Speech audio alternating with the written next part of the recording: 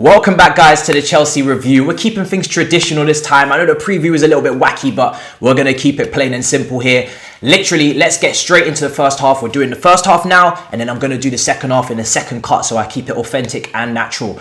Chelsea, a bit ropey. First of all, the team news from Frank Lampard, great team. I really liked it. One change from the team that played against Rennes. Kovacic came in for Jorginho, which allowed Kante to go back to his natural DM spot. And look, if he's going to play there for the season, let's get him those minutes up. Let's get him used to playing in that position against all types of opposition. So I was happy with that. Now, the first 10 to 15 minutes, Chelsea were looking ragged. They were looking ropey. Sheffield United dragging, twisting, turning. Chelsea all over the ropes, and it resulted in a goal. The goal came from a short corner kick. Chelsea sleeping, Kante sleeping, Kovacic sleeping. The ball taken short, and then those two who are naturally kind of dragged to the ball anyway, fundamentally in their career, they're not really sitting midfielders, so they're trying to become that, but it showed in that instant that they're going to get drawn to the ball. They follow the ball, it gets dragged back around the corner, short corner, and then whipped back with a cross across the box. And of course, David McGoldrick, we are making him look like the Irish Lewandowski. It is ridiculous. This man has 4 Premier League goals and 3 of them are against Chelsea.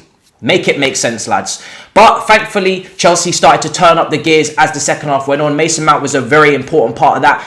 Wouldn't be your standout performer from that first half, but he started to get his foot on the ball, make those switching plays to Reece James, and we started to get a foothold. Then, really, I have to say, credit to Chelsea's right-hand side, Reece James, Kova, and Ziyech. Those are the guys who are really, channeling the ball, and they're really the epicenter of our attacks. Everything is being built up from over there. Ziyech kept trying those crossfield balls that he loved to use against us for Ajax in that Champions League game. He kept switching it across, and he was finding Werner, a couple missed hits, but then it came to promise, shall we say, pardon the pun. But before I get onto that part, Tammy did get his goal, and it was from a Ziyech reverse pass into Kova, who pulled it back for Tammy. And yes, I'm going to say he scuffed the shot on purpose to mess up the trajectory of the ball and give the goalkeeper no chance. And for the second goal, this is what I'm talking about with Ziyech.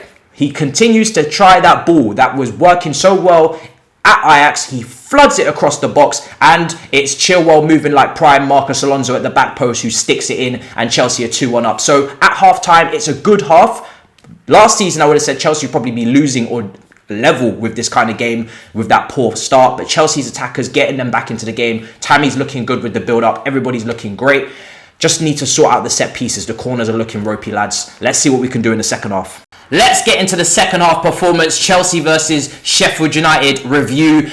As I was saying in the first half, Ziyech was trying these balls, and we'll continue to talk about that as we go through and dissect all of the game. But starting off very early on, Brewster was taken off quite early. He had a frustrating afternoon for Sheffield United, and like I said, he's got a lot of stuff to do and a lot of performances to put in to prove why they spent so much money on him from Liverpool and all of the hype that's been created around him. But on to Chelsea matters. We, in the second half, were ticking over nicely. We're keeping the ball. Nothing too exciting in the first 10-15 minutes. But then Hakim Ziyech starts to get involved. And those balls that I was talking about in the first half, which he did very similarly for Ajax, he started to do it again for Chelsea today in the second half. He was playing like crossfield balls that were reminiscent of that Ajax game at Stamford Bridge, and I was having back flashes, ladies and gentlemen, back flashes. He had a free kick on the wide position for Thiago Silva, very much similar to that position that he managed to fool Kepa from last season, and he smashed it across the box, really whipped it in with great curl and accuracy, and Thiago Silva gets the header. And that was really traditional Hakim Ziyech all second half. He was getting involved, did a really good dribble, and put a Sheffield United man on his backside in the second half as well.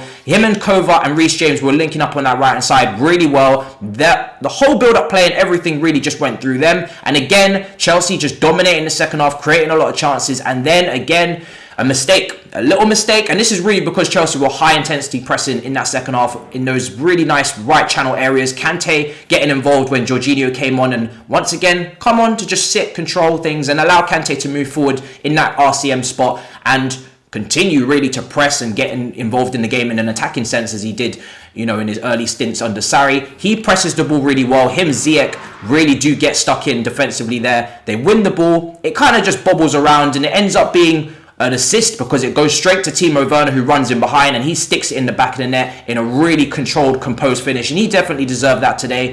He wasn't having the greatest of games on that left-hand side. He definitely could have been involved a lot more, but like I said, all of our build-up today went through the right channel with Reece James, Mateo Kovacic when Kante moved there also, and Hakim Ziyech, who was definitely the man in the match. So it was definitely difficult for the left-hand side to get involved, but a goal from Werner, a goal from Chilwell, so despite them not having the play go through them, they got on the end of the crossfield balls that Ziyech was trying to make. That's a great win for us. 4-1 now.